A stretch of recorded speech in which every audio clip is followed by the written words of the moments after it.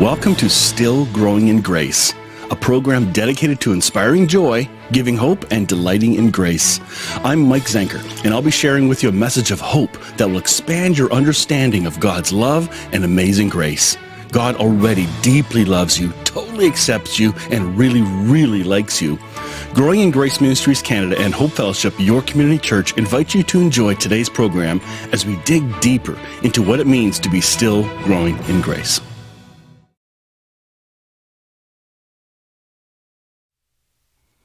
Well, good morning, everyone. I hope you're all doing well. Today is September 8th. That's amazing. What a great day. It's my birthday. It's kind of cool. Sorry about last week. We didn't have a program. It was a long weekend here in Canada at the time, and a lot of stuff was going on my end. I had 3 of my kids move, one from one house to another, and then 2 of my kids moved out. So there's no children at home. Very, very strange time. Anyway, it's good to be with you this morning, and I have a really cool program for you today. This was broadcasted a couple weeks back.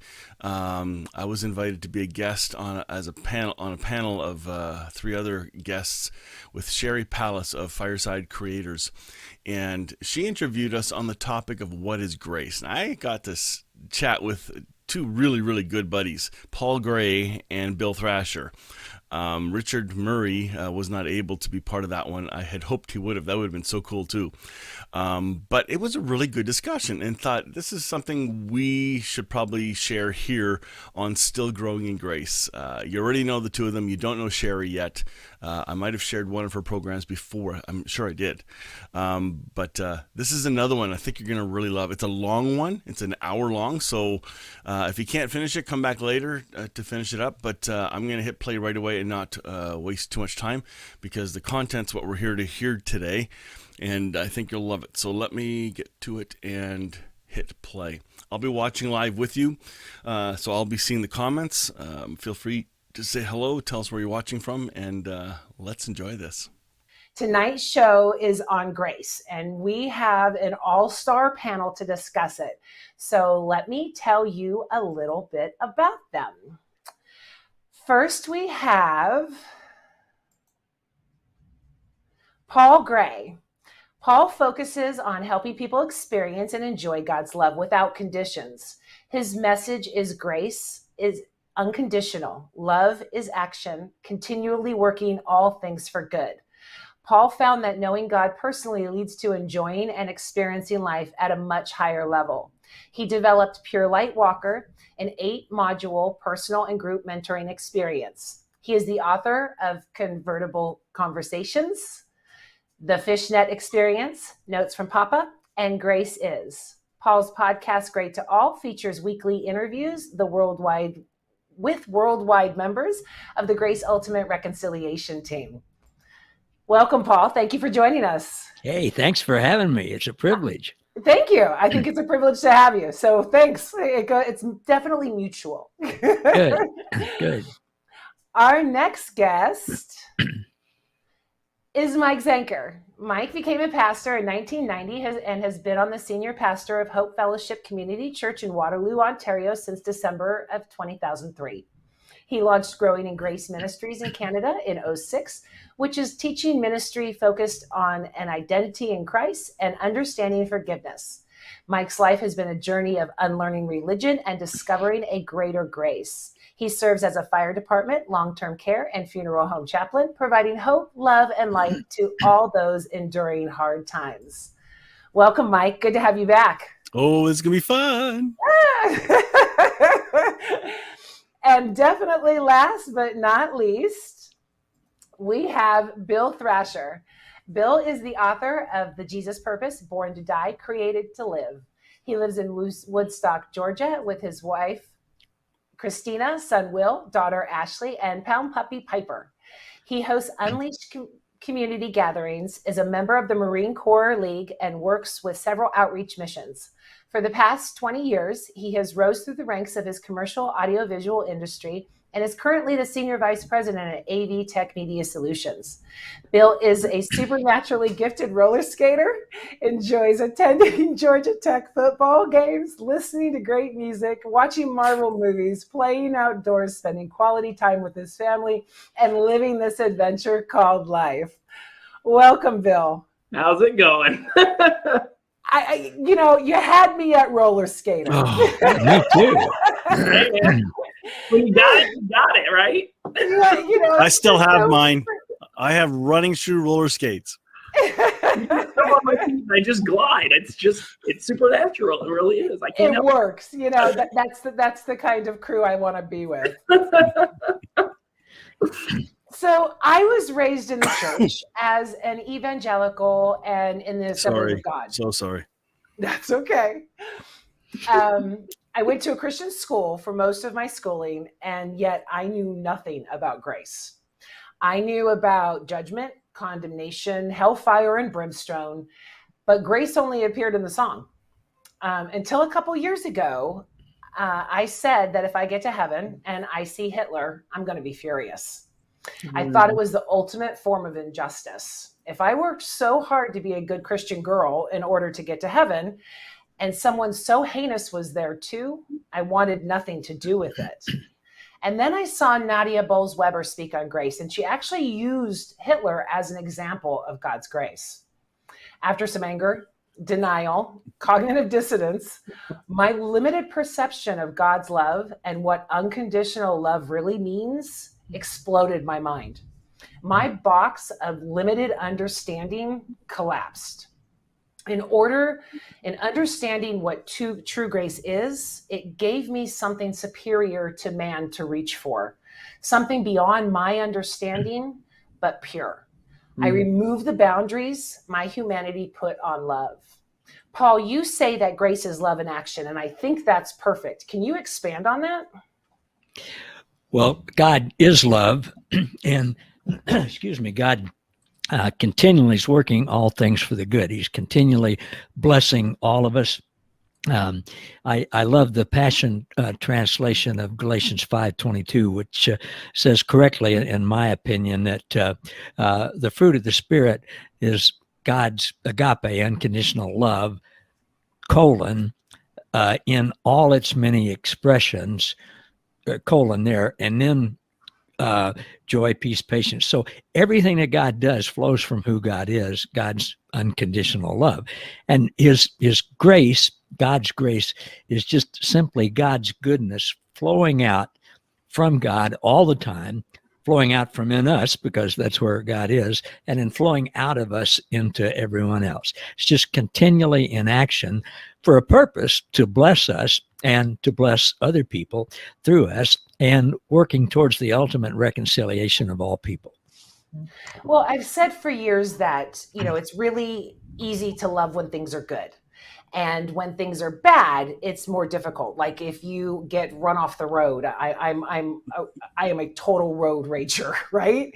And it's I could never see that. But that is love in action, to not flip off the driver, to not yell at your boss when they pick someone else over you. And that's grace, right? I mean, I've always said love is a verb, but in using that, that's when you accept the grace. Bill, what do you have to say? No, I agree with everything that Paul says there. And grace is this concept that I don't know that we as finite humans currently existing in this world of cause and effect, right? We can use other words for cause and effect. We can call it karma. You can call it quid pro quo. You can call it any, some of these words. We can't really understand grace. We can only experience it in moments and in morsels, if that's kind of makes sense. Grace is such a big concept to try and wrap our hearts around, because everything that we have in this world is, I do this and this is a consequence. And grace is free from that paradigm. It really is. And one of the things I wrote down when Paul was talking about is action. Another word for action is energy, right? God, energy, these are all synonymous, but there's two types of energy in our world. You have potential energy, which is energy that has not manifested in action yet, and you have kinetic energy, which is energy in flow. And I think that grace is the same thing, or love is the same thing, I should say. Energy in flow, or love in flow, is that experience, that tidal wave of grace that we can get on our surfboard and ride, but potential grace is always there. It's always wrapped up. It's always hidden. It may be shadowed. It may not be exposed yet, but that's the hope we have, right? The hope we have is that all things have been permeated with grace. All things have been permeated with love, and it just hasn't manifested from potential into action or actuality yet. Well, and I think that, I always say, if you want God there, bring in love. So, right. People, atheists like to say, why isn't God saving the babies who die? And my retort to that is because it's on us. We are to be there to comfort, to heal. And that's how we walk in God. That's how we walk in love. You become that action. Yeah, exactly. Some people twist it and use that action for violence. And that's a lack of grace. That's the judgment. And isn't judgment the antithesis of grace? Mike? It's like disgrace. Yeah. Right? So if it ain't grace, it's disgrace. So I get all caught up now with memes or messages I see of people trying to say, hey, this is what grace actually means. And then when they use the word actual, they're implying they know more than everyone else. So I would want to dial it back and say, hey, there's a mystery about understanding what grace is. Where are we getting this word from? Look up its root word. Find out where it's most talked about. And yes, it's found in the Bible a lot. And even there's some great ways to understand what grace is. And the simplest form I've ever seen is grace as a person. Now, people barked on me for saying that. So we'll prove that. Show me in the Bible where it is that. Whatever. But the essence of everything I see is this kindness is personified. That's really another expression of what grace is. So with that, there is no judgment. So when you got lots of judgment going on, there ain't grace. Well, I think that's why I was never taught about grace, because all I was taught about was judgment. Oh yeah, because they're professionals at that. Yeah, it's hellfire, brimstone. You're going to hell. Jesus is returning. Armageddon. It's controllable. Even Armageddon is the antithesis of grace, right? Because that means that half of the world is going to be doomed to hell, and the other half is going. That's judgment there too. Well, and to simplify, maybe Paul want to chime in on this. I think to simplify, because Paul actually gives us kind of the formula of grace and what is its most root essence opposite, right? Sometimes I think there is really a good conversation that flows from understanding the opposite of something. And when you talk about love, the opposite is apathy, actually. Fear. Apathy. Fear is the opposite of love, right? Because perfect love casts out all fear. Okay. So fear is really the unexpected opposite of love. The opposite of grace, as Paul talks about, maybe both Pauls, is law. Law is the opposite. Whenever we put conditions, policy, procedure, anything that brings condemnation and ultimately conviction, legally speaking, right?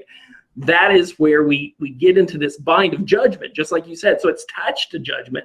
Judgment means crisis. It's the moment of friction that happens when law and mercy or condemnation and mercy are pitted against each other. And we have to choose, what do we believe God is rooted in, fear or love, law or grace? And these are the opportunities we have to kind of shake this out. You guys have said different things that remind. I can give you the definition of grace in one word: squirrel. Do you have ADHD? When I was in Sunday school, and I might have you beat, Mike. I don't know. I had 18 years perfect attendance, and our abomination, that was expected. But at any rate, one day I was like in the 5th or 6th grade or something like that, And the teacher said, well, you just got the flannel grant and everything. And she says, we're going to do an object lesson today. And she says, okay, kids, what's about, 14, 16 inches long. It's kind of reddish brown. It's got a long tail, 4 little feet. It's brownish red. It stores up nuts in the winter. What is that? And I raised my hand. She called on me. She said, what is it? And I said, well, it's Jesus. I mean, every question you ask, the answer is Jesus. I mean, it sounds like a squirrel, but it's Jesus. So Grace is a squirrel. Grace is Jesus personified, who is in us. You look at Jesus' actions and what he's like. Look at all the nuts he collected. Yeah. Look at his actions and look at his actions and the way he lived. I mean, Jesus. To me, Jesus is grace. Now, I can give you scripture references for that, but I'm not into that anymore. So that'll cost extra, but with my tip jar. But Jesus is grace personified.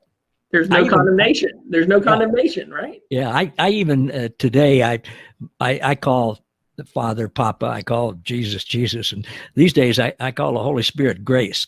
The Holy Spirit of Jesus is in us, and I like to call her Grace. So she hadn't slapped me yet for that. So,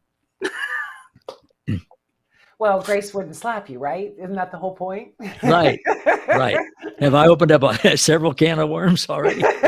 Well, I want to follow up with the squirrel because I've actually used the squirrel as a metaphor throughout my life. Whenever I was really afraid, I would think that even the squirrels are provided for. Everything will work out. Yeah. And that is one thing. I mean, I don't see how you tied the squirrel in with Jesus, but I'll let you run with that.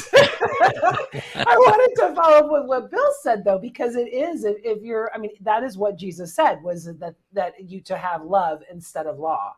Yeah. Yeah, and every time you guys say squirrel, all I can think is the movie Up, and I just want to go. Yeah, exactly. Distraction. It's just a squirrel. Maybe we'll find out a little bit what that meant. Mike thought we were. Once we start to understand that grace, getting mildly, is this person Jesus? Then not to make people feel so uncomfortable with.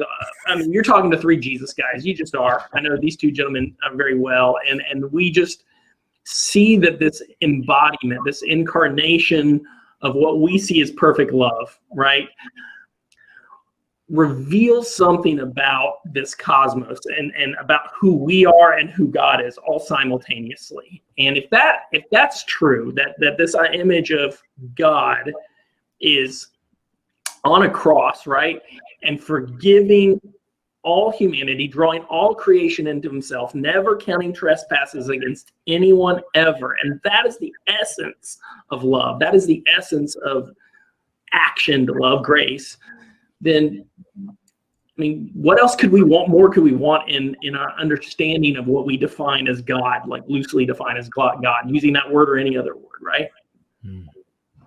I heard a guy named Judah Smith. He said, grace is illogical. It's counterintuitive. Can't be contextualized. That's brilliant. Just so we don't get hung up on a narrow box definition. I think the mystery of grace points to a greater love and a greater acceptance and inclusion of all humanity. Yeah. Well, and that's when Nadia Bolz-Weber was talking about with Hitler. Mm-hmm. And she said that powerful of grace would see the pain, would see the atrocities that made him the way he was, like a mother to their child, forgiving and loving and trying to heal. And like I said, that concept was completely foreign to me. I had lived with, if Hitler's there, I'm going to be pissed. But when she laid it out that way to say this is beyond your understanding and that's the point, that did blow the box up for me. Yeah. That was like, all of a sudden, all of my judgment needed to be examined because, if it's my judgment, that doesn't mean that it's holy judgment. That doesn't mean it's righteous judgment. It's my human judgment. And terrorism is in the eye of the beholder. Hurt is in the eye, all of those things. But when you have grace, it is beyond those things. And I think that I needed something more superior to man, because that's all I was ever compared to with God. It was, oh, this and that. It's like that God isn't superior to me. I was told grace is a prayer. You say it before you eat. No, so exactly. Who's going to say grace? My mentor, who was a navigator for like 50 some odd years, and he was a wonderful guy. His heart was right. He was a wonderful guy, but he taught me before I understood at least a little bit of what grace was like. He had this thing called the wheel of grace, and the rim of the wheel was grace, and it had like 4 or 5 spokes in it, and each one of those spokes was a way you get grace. One of them was prayer, one of them was fasting, one of them was service, and if you want grace, here's how you do it. And I in the title of what you said, Sheri and I, what we're talking about, what is grace and how do you do it? Well, you don't do it. you can't do it. You can't get it. You can't earn it. You can't achieve it. The only doing it, at least from my perspective, is Christ in me doing it as me. Because in my mind, in my natural temperament, I would tend to be like you talked about when somebody cuts me off in traffic. It's only Christ in me and God's grace that gives me the ability. It holds you back. It gives me the supernatural ability, like Bill's roller skating. It gives me the supernatural ability to go, okay, I'm not in that big a hurry. There's who knows what kind of day that person has had, whatever. Life's way too short to get my blood pressure up 50 points because somebody cut me off in traffic. Now, that's what Jesus does as me. Occasionally, it seems like Jesus takes a coffee break, and in those times, that's on you, Paul. That's not on Jesus. That's on me. Yeah. He really doesn't. It just seems like it to me. So, what do you mean you can't get it? What is that? What do you mean you can't get grace and you can't do grace? I mean, when I say I'm doing grace, it means that I'm really trying to act in a method of grace. I don't want to say graceful because I'm a klutz, but I mean, it's, when I'm trying to act in grace, when I'm trying to act in love, even in difficult situations, I think I'm doing grace. Then are you saying I'm not? What do you mean by that? And not to take words out of your mouth, you can't do grace. You have to be grace. Okay. Does that make sense? That does make sense. Anything we attach as a do, right, is just do. Mike and I we have the same yeah. So it is. It's if we're efforting for anything, if we feel that it's a burden, even to our bodies, our minds, our soul, anything. Now, I'm not saying work, because it's different between doing something like there's action. I don't want us to take action out of it. The spirit, the intent behind of it should be effortless, full of those spirit things that Paul talked about that are, burst forth from love, joy, peace, patience, kindness, goodness, gentleness, faithfulness, self-control. There are no law against these things, right? That means it's total grace. When you effortlessly respond and you don't even feel like you're doing anything, but that action is flowing effortlessly, and you're like, what? Why am I giving the coat off my back to somebody trying to rob me? That makes no logical, reasonable sense. In fact, that's what a term I love Robert Capon uses, vulgar. It's vulgar grace. Hitler in heaven is a vulgar idea. That's the essence of grace. And it's shocking. It's honestly, it makes you feel a little not cool about things, because what does that reveal then? If that's not cool for you, if Hitler's in heaven, what's going on? Like I am so much better. Yeah, it's full ego. And then full on ego. Yeah, I tell you what, if and my concept of heaven has changed too, but when I get to heaven, if Hitler's not there, I'm going to be really disappointed in God. I mean, the God I that know would have rocked me 5 years ago. Yeah. And now it's like, I get it. I get it because that is the expansive grace. It's the grace that I want to tap into. It's knowing that I don't know all. So Sheri, that just reveals something to you and your guests and to everyone, that there is a journey of growing each step, and we're not done it. So 5 years ago, you had a hard time with it, but today there's a softness towards that. You're going to probably have a lot more mercy to somebody who is you 5 years ago that you meet today, because you'll say, I've been on the journey. You're not going to be as harsh with them. You're going to actually show grace. You'll actually see Christ in them, even in the worst of them. And that messes you up when you see your enemy, again, getting into these things that, you all of a sudden start seeing how Jesus said things from a different angle. And you see Christ in them, even in their really bad space. I mean, it's that toys with your heart, that toys with your head, and all of a sudden you have compassion and you have empathy and you have a desire to see them redeemed and restored to their true identity in Christ. What did Richard Murray say? He had a post about that. He said he's starting to see the face of Jesus in those who are confronting him or arguing against him. Did you see that post? Yeah. It's just like a one sentence. It's like, wow, that it means your heart is changing to being who you actually already are, but there's a lot of clutter in the way. So it's kind of cool. That's my current understanding. That's the telltale sign that you are growing in grace. You're starting to see Christ in everybody, no matter what they look like, act like, feel, what their beliefs are, what their sexual orientation is, what politics. When you begin to see Christ in everybody, that's a sure sign that, well, I don't know exactly. It's a good sign. Well, do you ever get excited? Like that happens to me once in a while. This grace hits me that I didn't ask for the grace to hit me, but suddenly there was a gracious response to somebody, and I was excited afterwards, thinking, "Where did that come from? That was cool."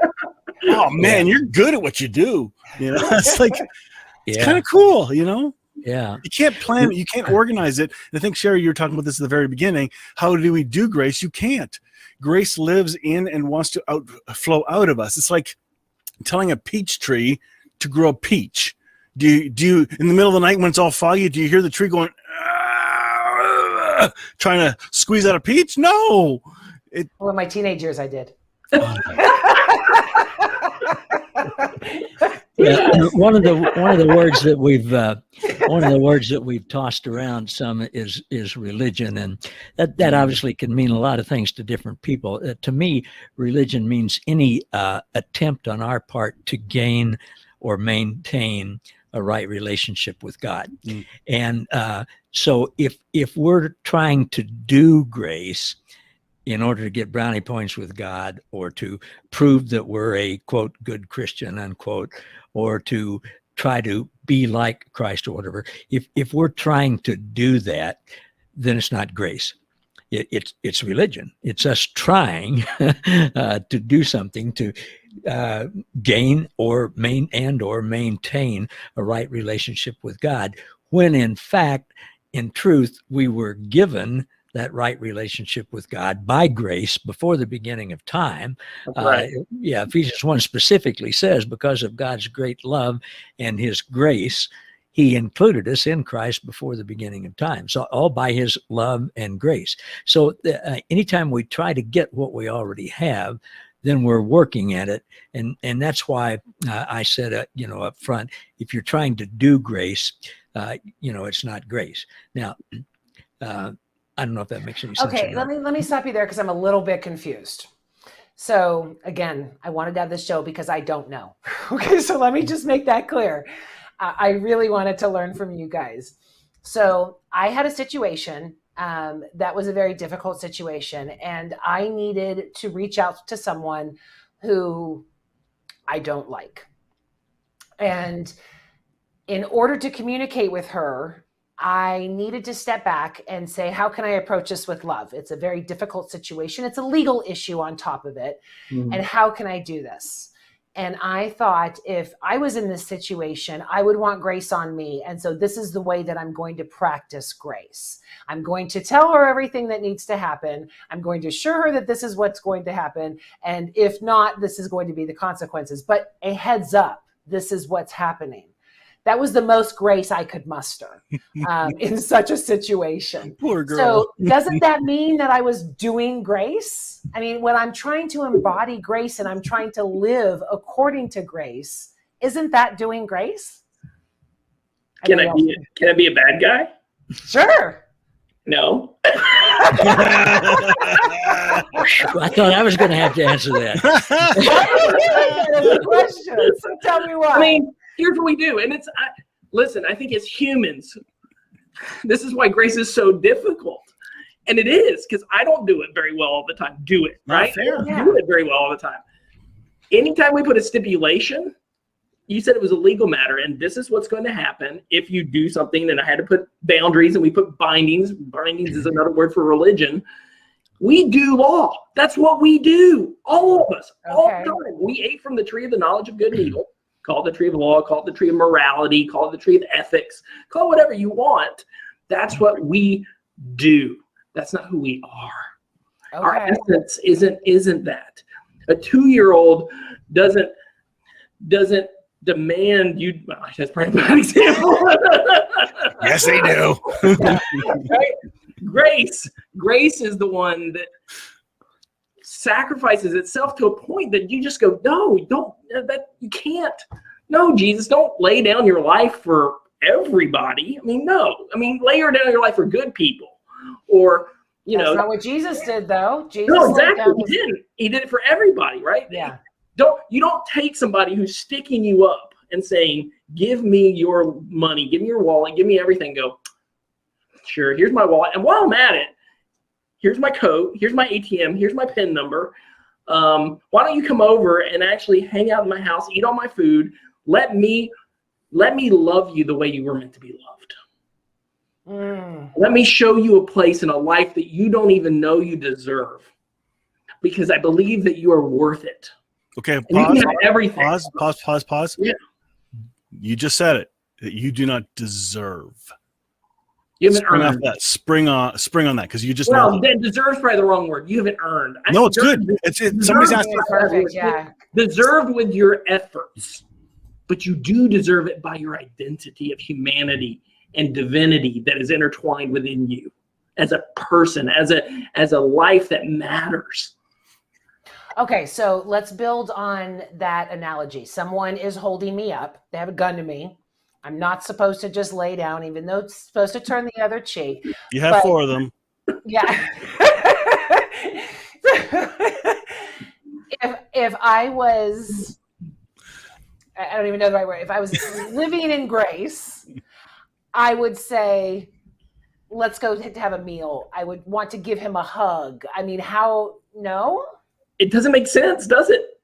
No. That's why, like I said, this whole grace thing is like nothing logical about it. There's just nothing logical about it. In fact, Paul said it is foolish to the logic thinker, to the Greek, and he says it's a stumbling block to the religious, right? Or it's basically a hang up to anybody who practices legalism or religion. Grace will, if you try to process it logically, you'll fail. If you try to practice it as some form of holiness, you'll fail. It's not. It's something bigger than both those concepts. That's what makes it godly, right? Say that again? That's what makes it godly. Which? Got grace. It's bigger than anything. Yeah. Absolutely. Because here's the other part. Bill was talking about being grace. I'm going to read a Bible verse, if that's okay. But it's a good one. It's one that when I first saw this a number of years ago and somebody made me read it like extra slow, it drove me nuts. But in, I think it's Romans 5, verse 2, it says, through whom we also have obtained our introduction by faith into this grace in which we stand. Okay, this grace is a specific grace, and that grace is a person. We have been placed into Christ already. We don't realize that we have the capacity for that insane, irrational grace. Yeah. So you're talking about an irrational grace. And I don't want to spend too much time on those specific scenarios, but somebody just asked, what's grace to the non-churched world? Like, what is that? Like, unmerited favor is a good way to see it. You know, we're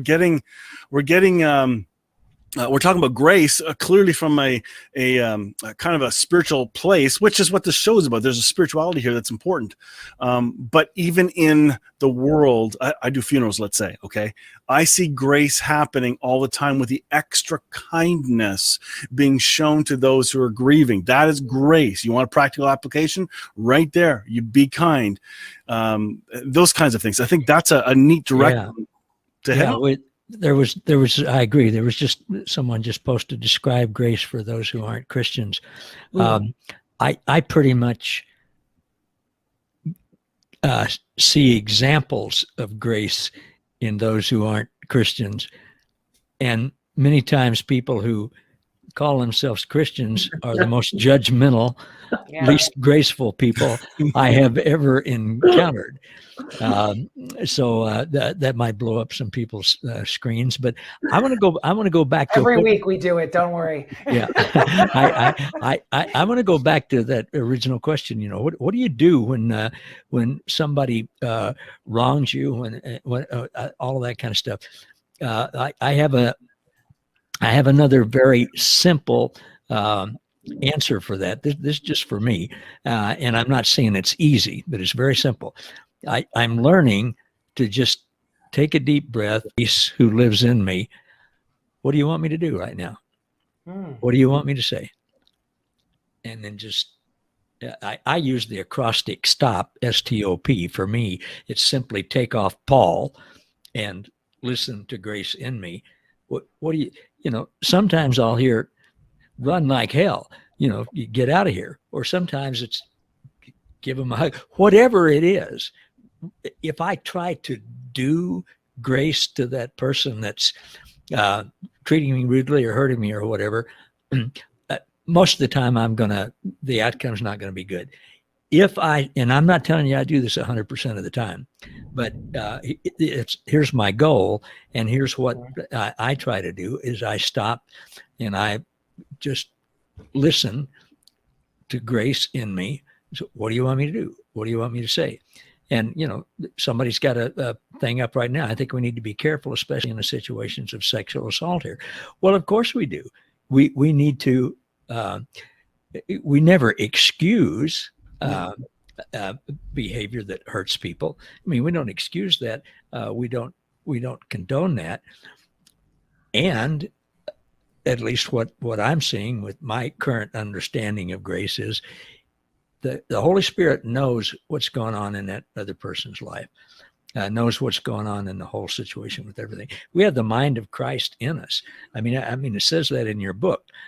We have the mind of Christ in us. It says in your book in 1 Corinthians 1:30 that Christ is our wisdom.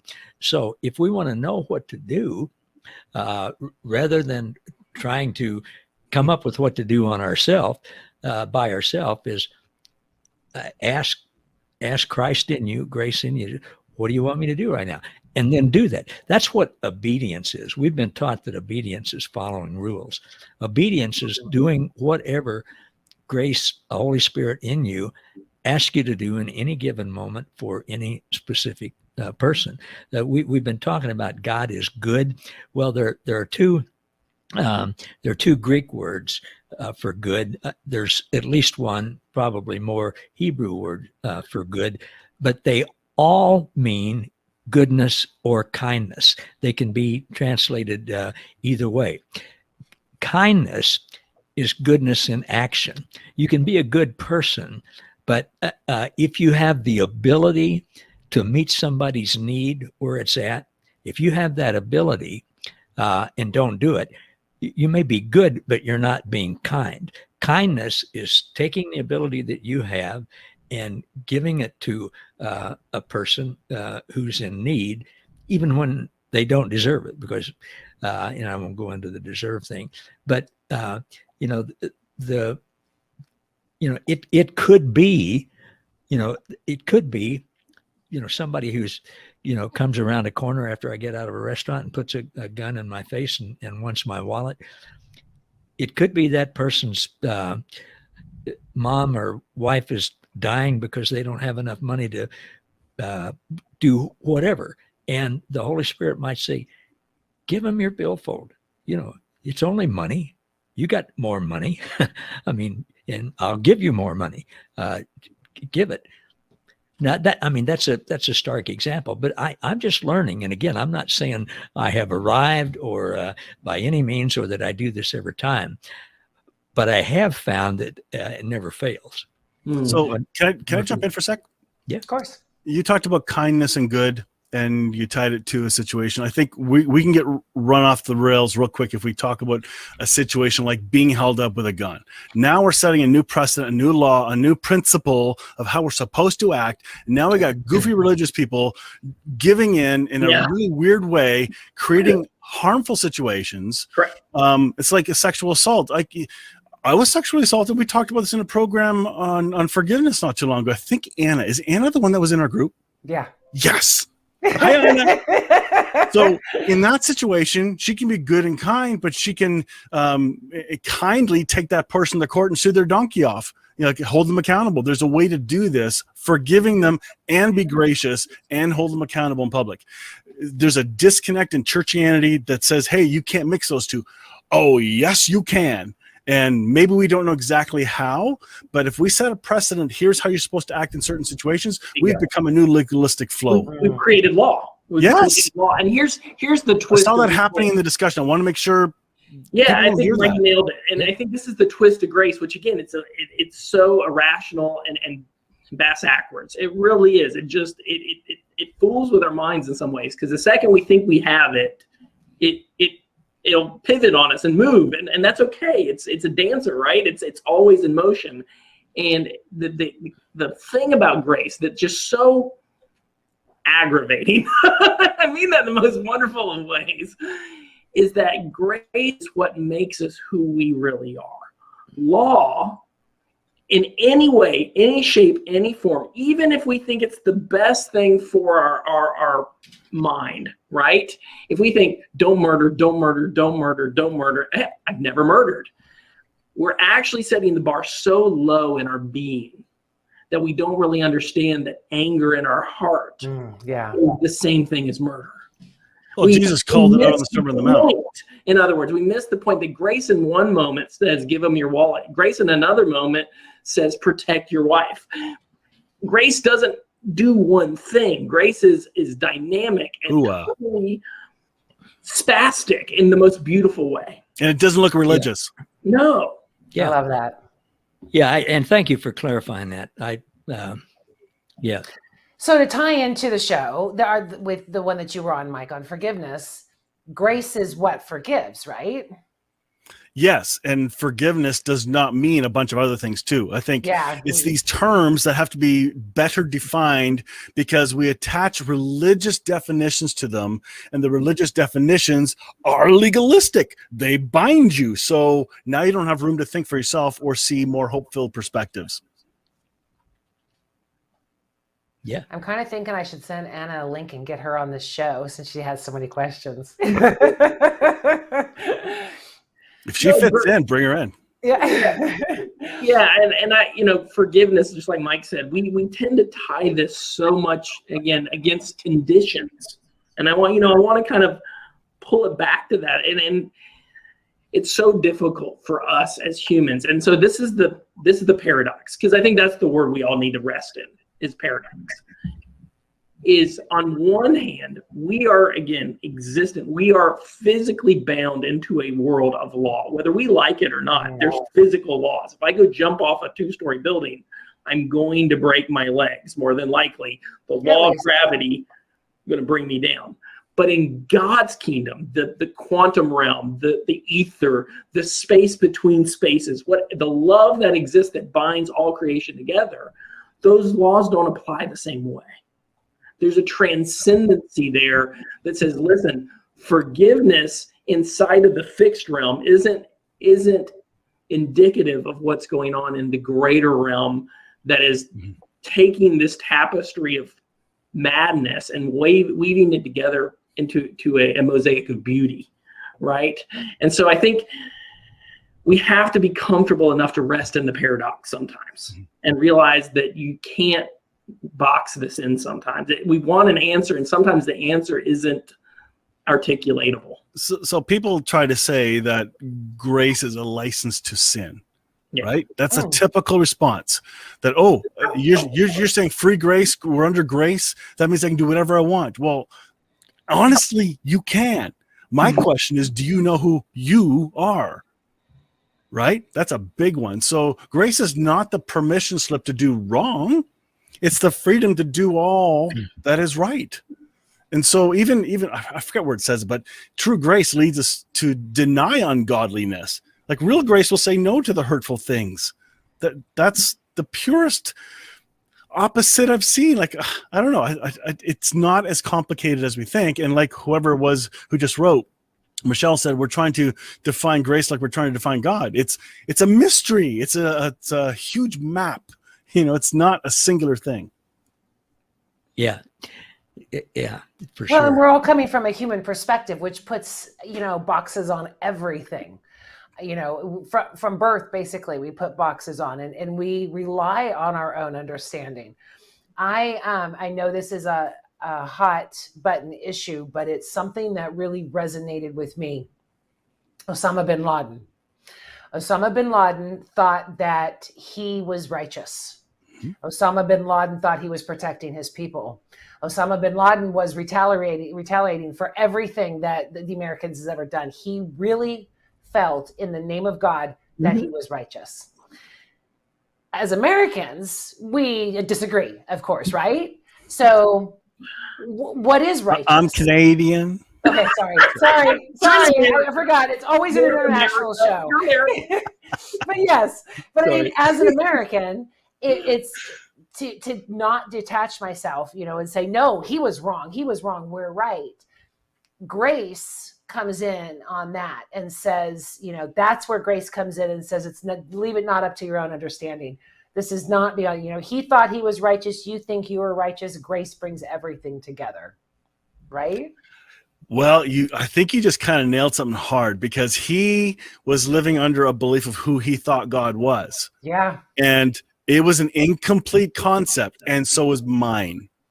All of our concepts of who we think God is incomplete.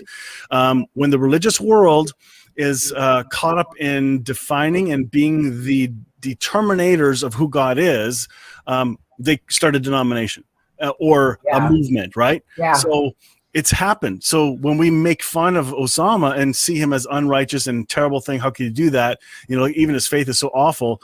Wait a minute. Your judgment that you are producing onto him, you're doing the exact same thing. You have done a judgment. So this comes back to this whole idea of grace, that when the true grace of Christ that is in us already, when it starts to come out in a way that we can't even see coming, go, what is going on? And some people may even say, you're actually becoming a nice person, all that stuff, right? And when that starts to happen, your perspective begins to change, because grace changes your eyesight. That's right. Yeah, Osama bin Laden is a beloved child of God, made in the image of perfect love, who was so alienated and confused by the baggage and burdens of his upbringing that he was so lost that he felt the need to hurt others out of fear, right? For God. But when perfect love casts out fear, then we can only then start operating from that beingness of grace. We can't fear any situation that we may be in. And that's very unnatural to our mortality, our flesh, you want to call that, our carnal nature, whatever you want to say. Ego, or ego, right? When we realize that there is, Paul said it, oh death, where's your sting, right? He embraced death, as weird as that sounds. All the disciples did. All these guys were, except John, and even then, they were brutally martyred, right? Mm-hmm. And yet they forgave every single one of the people that were doing to that as they were dying, just as Christ did. That's how this message of Christianity, pure Christianity, not cultural, not the Christian religion. Not the religion that we see today, but that the very earliest church had. It wasn't built by wars and conquerors. It was built by 12 guys or 15 guys who basically laid down their life and said, I love you, as their murderers killed them. That's radical.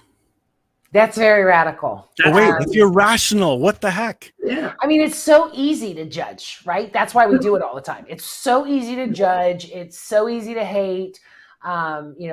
You really have to have conscious thought in order to love and to be kind and to be compassionate, because it's just not innate in us, unfortunately. But it is.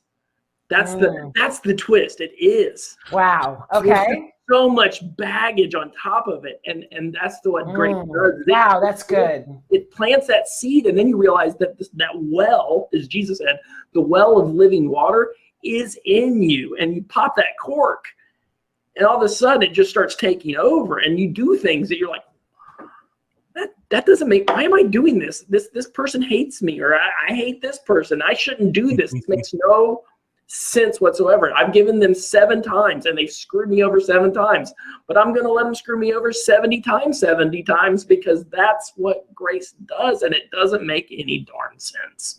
Okay, so how do you walk in grace and not be a doormat? Whew, that's tough. That's a tough one. I think your background of definitions hinders that. I think, and I gotta be careful who I use as an example. So there are some more pacifistic denominations that are trained to be doormats and roll over. They won't fight, they won't do anything, whatever it is, and they mean what they're saying.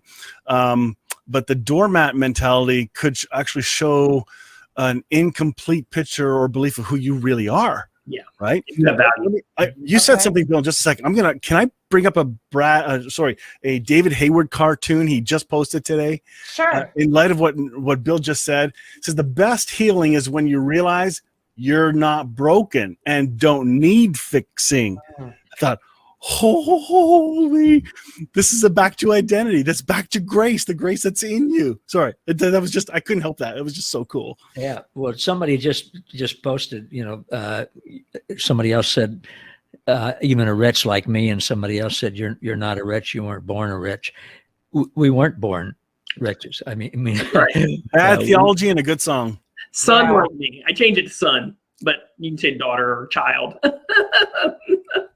Yeah. And, well, when I sing that song, I say saved a wretch, like, and I use the microphone like you. I mean, me. So anyway. I'm not. I think back to your doormat comment. I think it is a tough one.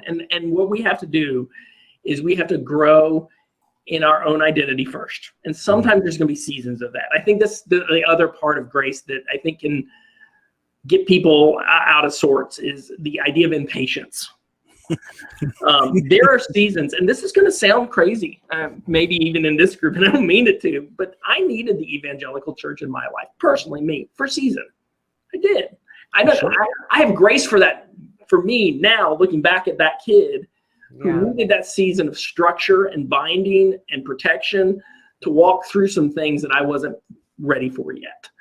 I think as we grow in grace, there are seasons where we need protection. We need to be introspective, and we need to cast out things that are hurtful or harmful and protect ourselves from situations where we can be harmed, create boundaries, create borders, put on bindings for seasons, just like an AA member would. They go and they become religious, bound to the process of the 12 steps. But it's when that becomes legalized, and that's all you are defined as forever. I'm an addict. No, you're not an addict. Yeah. You are a beloved, free child of God who suffered from a brokenness, a sickness for a season. And my belief is that in the fullness of time, that's key, maybe not in this realm completely, you will be completely freed from that false identity and be brought into the true identity of who you are. You're not an addict. You are a beautiful child of God, but you don't become a doormat until you have maturated. And this sounds crazy, I know, to a point that abuse on you is no longer defining of who you really are. And the only reason I say it like that is because that's the image that Jesus showed me. At some point, he did become the doormat. And in becoming the doormat, he showed a love and a beauty there that has literally changed all of creation, in my opinion. And that does, again, it doesn't make sense. He was so secure in his identity, though, it didn't affect him like it does someone who's not there yet. Does that make sense? I don't want that to come across. Well, even he protested. Even he said, God, are you going to make me do this? Really? You're going to make me do this? Yeah. You know, but I think that one of the key elements in all of this is the lack of love for yourself, right? It's always love others as you love yourself. But if you can't love yourself, then you can't love others. So I think that grace has to be a part of what we give ourselves, right? Absolutely. I mean, I've had to forgive myself for so many things, forgive others for things. And I think without that grace, I wouldn't be able to. Yeah, I agree. You have to start with grace for yourself. Yeah. Yep. Well, I came across a definition I have loved for years. It comes from Paul Anderson Walsh in England. He defines grace in an acronym that goes, God's ridiculous agape, captivating everyone. Mm-hmm. Basically, grace wins, love wins.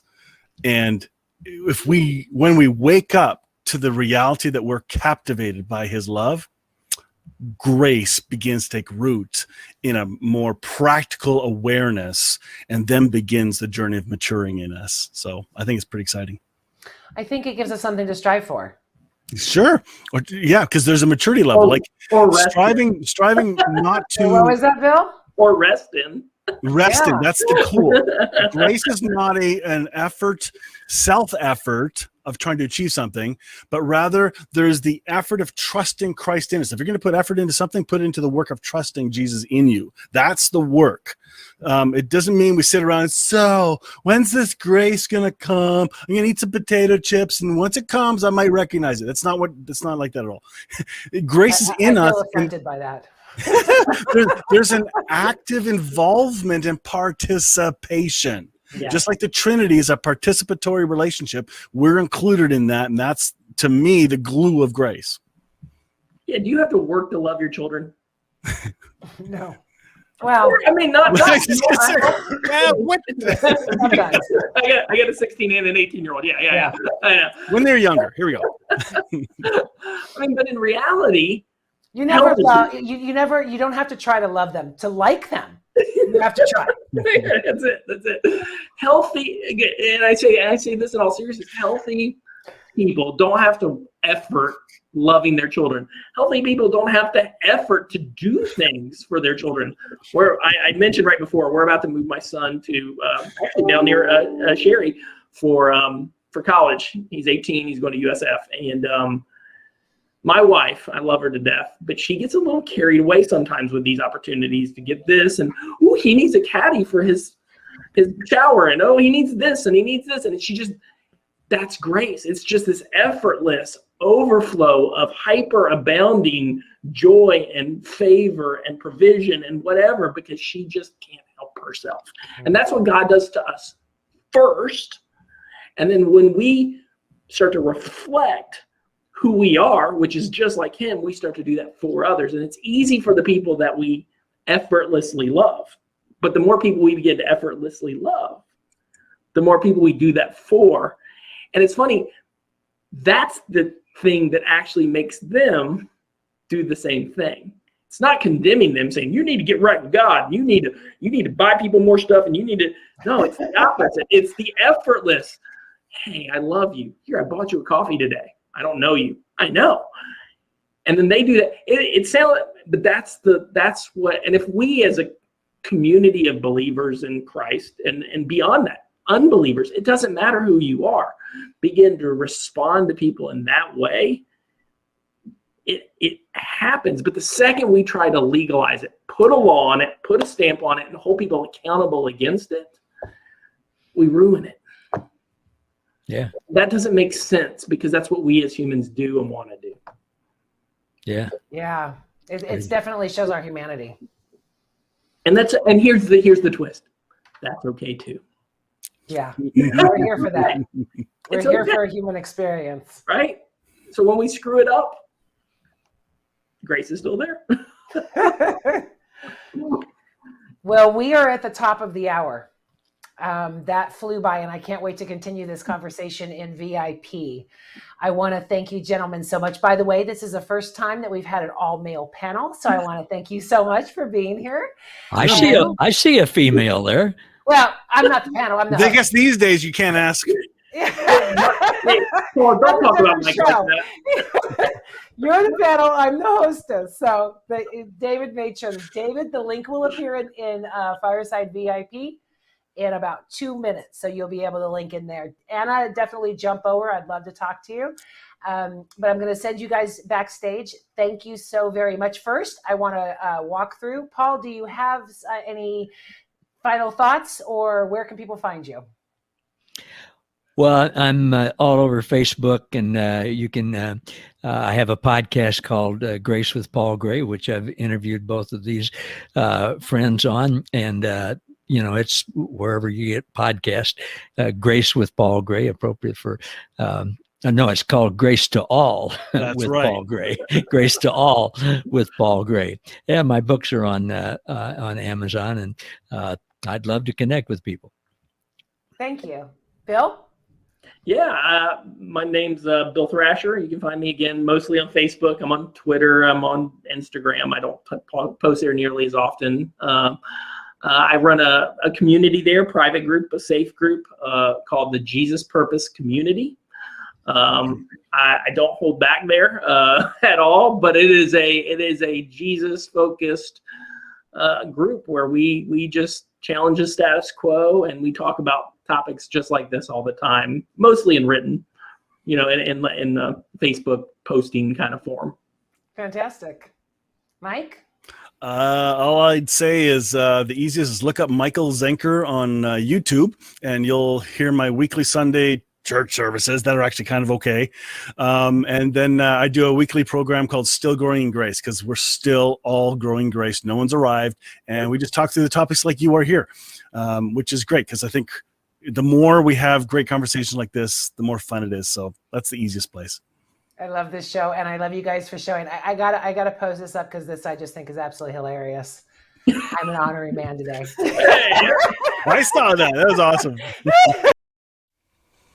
Oh man, that was fun. I hope you enjoyed that. It was, again, really fun listening and watching with you. I see a number of you are watching online, and just to see and hear the conversation again, like it could go in so many directions. We need another Grace conference type thing just to, again, tackle all the spokes in the wheel of what is grace.